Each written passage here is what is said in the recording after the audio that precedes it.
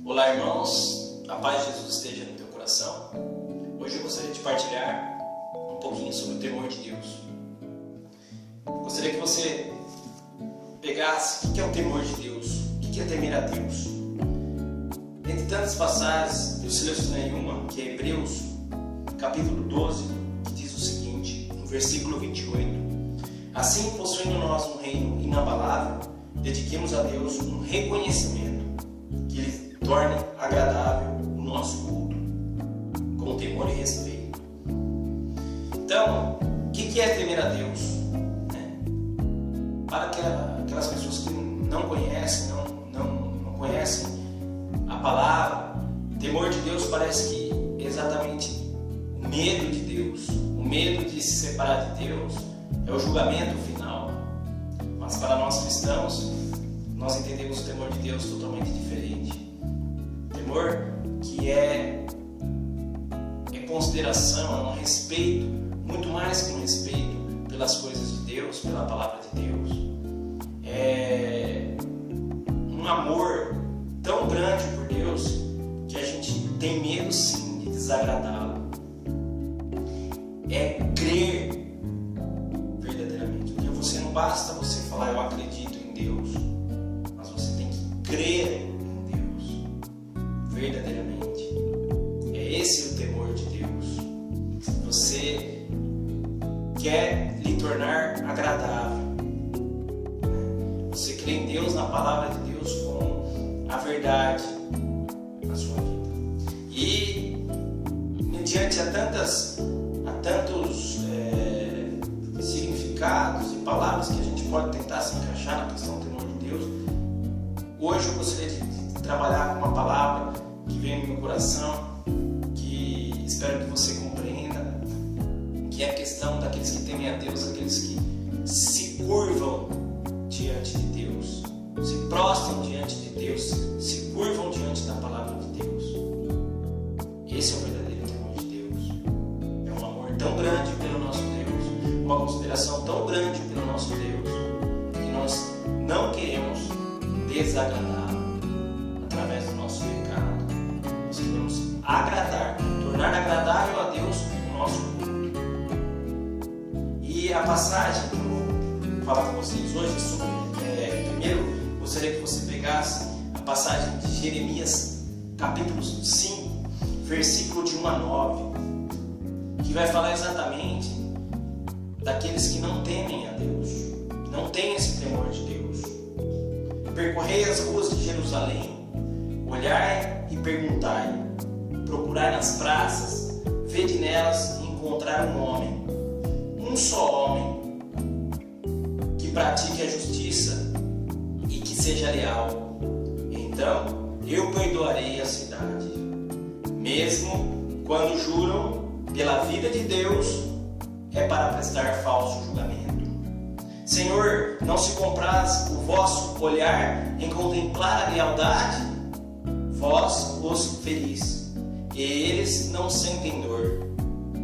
Vós os abateis e recusam a aceitar a correção. Mais duro que o rochedo, apresentam um semblante, recusando converter-se. E a mim mesmo eu dizia, com apenas vulgares e insensatos. São apenas vulgares e insensatos, porque não conhecem os caminhos do Senhor, a lei dos seus deuses. Irei procurar os grandes para falhar-lhes, pois eles conhecem as sendas do Senhor, a lei do seu Deus.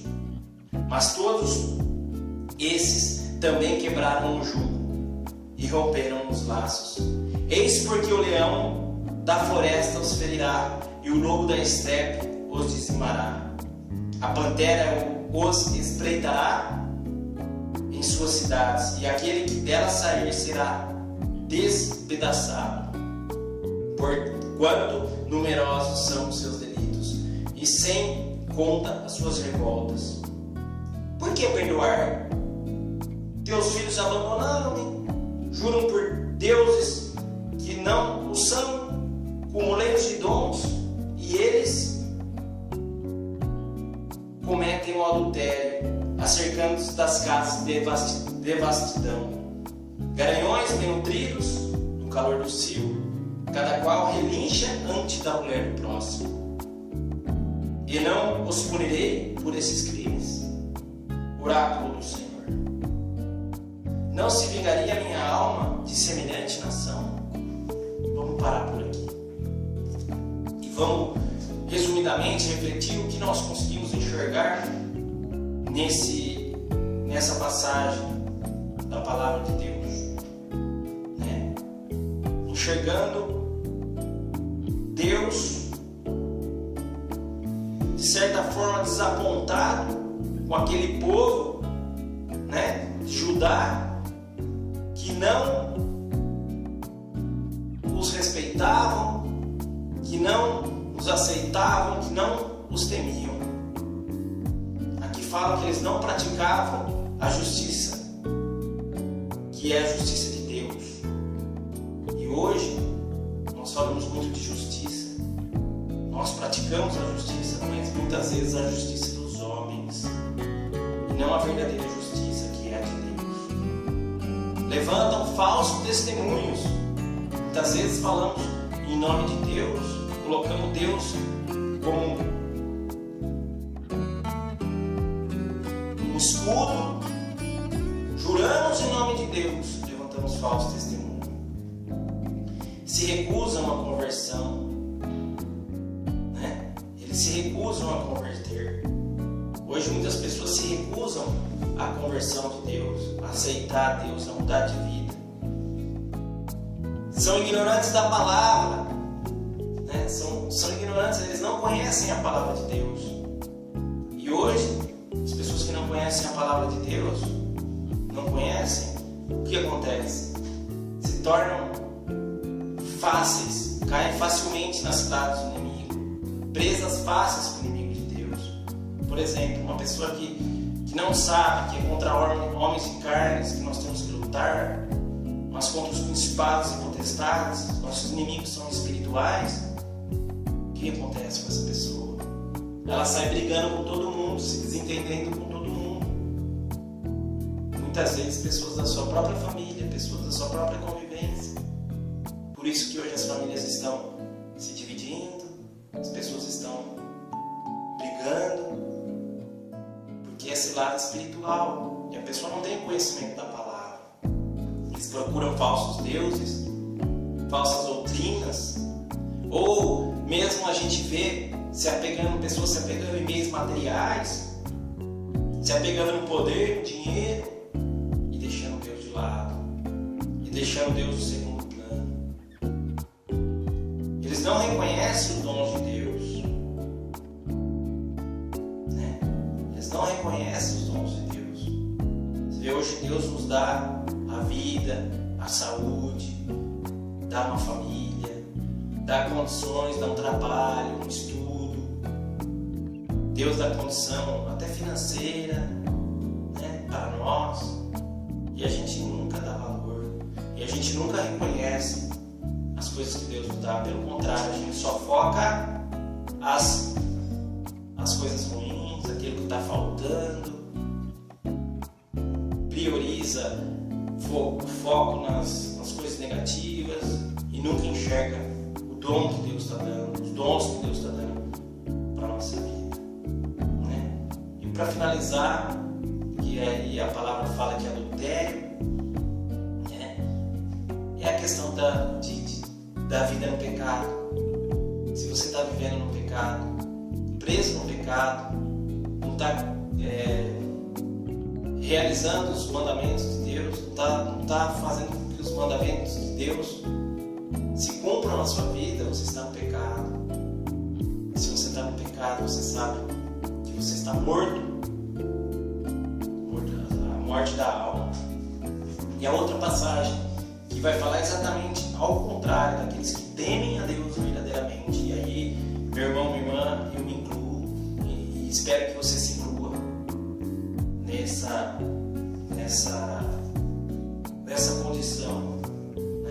Se você ainda não se incluir, eu te convido a refletir sobre isso, e a partir de hoje você possa se incluir, coração de temente de Deus, que quer fazer a vontade de Deus e consagra a tua vida por esse Deus. Primeiro, Eclesiastes 34, capítulo, versículo 14 ao 20, diz o seguinte: o espírito daqueles que temem a Deus será procurado, será abençoado quando Deus olhar para eles. Com efeito, sua esperança está posta naquele que os salva, e os olhos de Deus estão voltados para aqueles que o amam. Aquele que teme o Senhor não tremerá, de nada terá medo, pois o próprio Senhor é a sua esperança. Feliz a alma do que teme o Senhor, para quem olha ela, e quem é a sua força. Os olhos do Senhor estão voltados para aquele que os teme. Ele é um poderoso protetor, um sólido apoio. Ele é um abrigo contra o calor, uma tela contra o ardor do meio-dia, um sustentáculo contra os choques, um amparo contra as quedas. Ele eleva a alma, ilumina os olhos, dá saúde, vida e bênção. Ponto. O que nós conseguimos entender dessa passagem, cujo título é Proteção de Deus àqueles que o temem? O próprio título já diz que Deus, qual que é o perfil daqueles que temem a Deus? Primeiro, principal, o foco na eternidade, na salvação. A todo momento, vivemos aqui nesta vida, na terra, porém, a todo momento, focamos na eternidade. A salvação eterna, a salvação da nossa alma.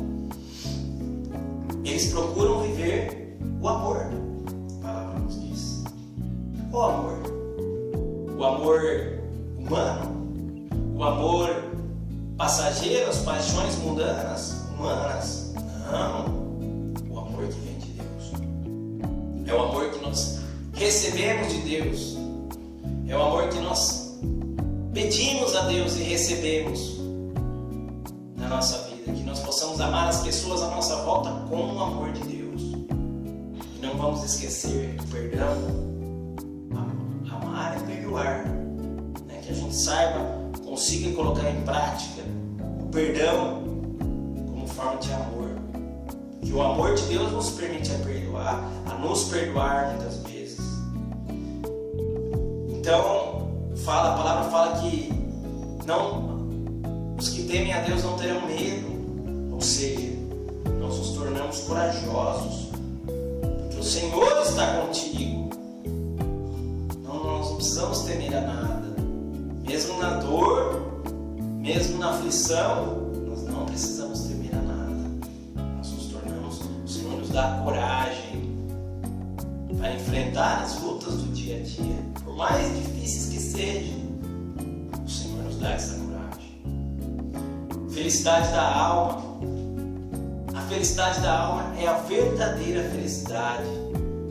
É aquela felicidade que vem de dentro. Não é uma felicidade passageira, né? Humana. Uma felicidade que vem de dentro. Quando a gente fala das coisas de Deus, quando a gente partilha das coisas de Deus, dá testemunho, ou mesmo quando a gente faz o bem, quando a gente nos sacrifica a nossa vida em prol ao próximo, para ajudar o próximo, vem uma felicidade da alma. Essa é perfeita. Também tem a proteção e o apoio sólido, sempre. Mesmo no momento da aflição, mesmo no momento das nossas quedas, nós temos a proteção de Deus. Proteção espiritual contra aquilo que é espiritual, aquilo que a gente não enxerga, aquilo que a gente não vê. E nós temos o apoio sólido. Nós podemos nos apoiar nesse Deus que não vai nos derrubar, que não vai nos deixar cair. E quando a gente cair, a gente se apega nele, que ele nos levanta, né? E também a palavra fala que ilumina o nosso olhar. Qual olhar? O olhar espiritual. A gente passa a ter um olhar espiritual sobre as coisas enxergar o sobrenatural. A ação de Deus a todo instante na nossa vida. A todo momento a gente enxerga Deus agindo na nossa vida. Nos momentos de alegria, nos momentos de tristeza, Deus age na nossa vida. A gente consegue enxergar Deus agindo na nossa casa, na nossa família, através da nossa oração. Quando a gente coloca alguém na nossa oração, Deus já consegue mostrar que através da nossa oração, através da nossa fé, a bênção chega nas pessoas e atinge as pessoas. Deus nos mostra isso. Deus nos mostra o livramento do mal. A gente começa a enxergar o sobrenatural. E só quando a gente está na graça de Deus que a gente enxerga isso. Se não estamos na graça de Deus, estamos no pecado, estamos distantes, nós não conseguimos enxergar Deus. Muitas pessoas não enxergam Deus. Muitas pessoas falam: eu não consigo ouvir Deus como vocês ouvem. Eu não consigo enxergar Deus. Se aproxima do Senhor. Pede perdão para esse Deus. Pede misericórdia. Que misericórdia é infinita. Se aproxima desse Deus e você vai começar a enxergar. Você vai começar a enxergar a ação de Deus na tua vida a todo momento. E para finalizar, a palavra fala que aquele que teme ao Senhor tem saúde, vida e bênçãos. Saúde. Saúde do corpo e da alma. Tem uma alma saudável, porque você teme ao Senhor, você busca o Senhor, você se aproxima do Senhor, você permanece na graça de Deus e, consequentemente, você cuida do teu corpo, que é templo do Espírito Santo, e você tem uma saúde melhor, tanto no corpo quanto da alma. Deus te dá vida, né? Vida eterna. Você tem garantia da vida eterna quando você crê no Senhor Jesus. E eu vou falar um pouquinho sobre Jesus daqui a pouco. Você tem a garantia da vida eterna. E você tem bênçãos para a sua vida, né? A todo momento, seja bênçãos na terra como bênçãos no céu. Então, essas são características daqueles que creem, que temem a Deus. Aqueles que se curvam, como eu falei no começo. Aqueles que se curvam diante de Deus, diante da palavra de Deus. Bem, meu irmão?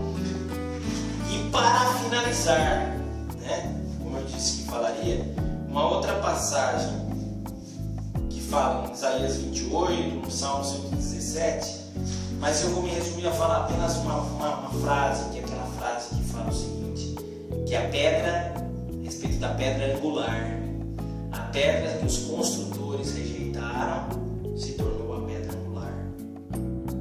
Lembrando que a pedra angular numa construção é aquele alicerce, onde toda aquela construção, todo aquele é o apoio que segura.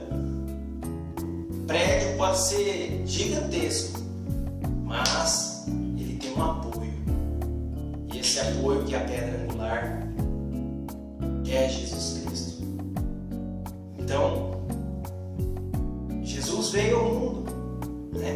A gente vê que no Antigo Testamento, essa palavra que nós partilhamos de Jeremias, de Eclesiástico, né? Ela é viva hoje para nós. Nós fizemos comparações reais com a nossa vida, com a vida das pessoas à nossa volta, né?